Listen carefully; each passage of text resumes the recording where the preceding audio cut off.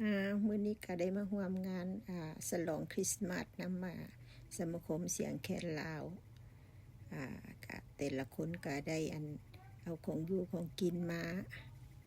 โฮมเตาโฮมกันเพื่อความสามัคคีฮักแพงเนาะก็มีหลายสิ่งหลายอย่างของอยู่ของกินก็ได้บ่จักน้ำบ้านอีหยังขนมโอ้หลายต่อหันมาก็มีของขวัญแต่ละคนก็เอาของขวัญมาเพื่อแลกเปลี่ยนกันเพื่อความหักแพงกันเนาะสามัคคีกันสมาคมลาวเฮาอยู่ต่างแดนกันได้แล้วก็มีกิจกรรมพาเด็กน้อยเล่นเกม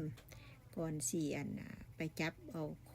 นั่นของขวัญก็ให้เด็กน้อยหันมาจกสลากเอาน้ำเบอร์ผู้ใดถึกน้ำเบอร์1น้ำเบอร์2ผู้ใดสิได้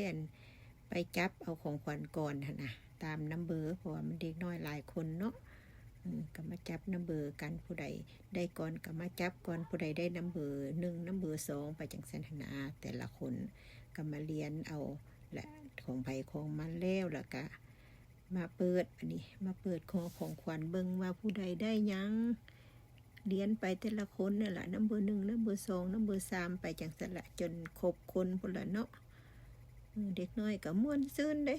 ได้เลขของขวัญกันก็ได้แฮปปี้เด็กน้อยก็ได้หลังจากหันแล้วก็มีกิจกรรมพาข้าเจ้าหันนามาเล่นเกมมาเล่นเกมผู้ใดบินก่อนบ่ได้นี่ก็มีรางวัลให้เด็กน้อยก็โอ้มวนซื่นดีใจหลายผู้ใดก็ได้ดีใจนำลูกหลานมีความสามัคคีหักแพงกันหลังจากหันมาก็ได้สุดท้ายมาแล้วก็มาถ่ายรูปร่วมกันบัดนี้นะก่อนสิกลับบ้านเนาะงานก็เป็นว่าสิ้นสุดแล้วก็ถ่ายรูปร่วมกันแล้วก็เมื่อบ้านไผบ้านมันโอ้ปีนี้ก็ม่วนอยู่ดีใจน้ำลูกน้ำหลาน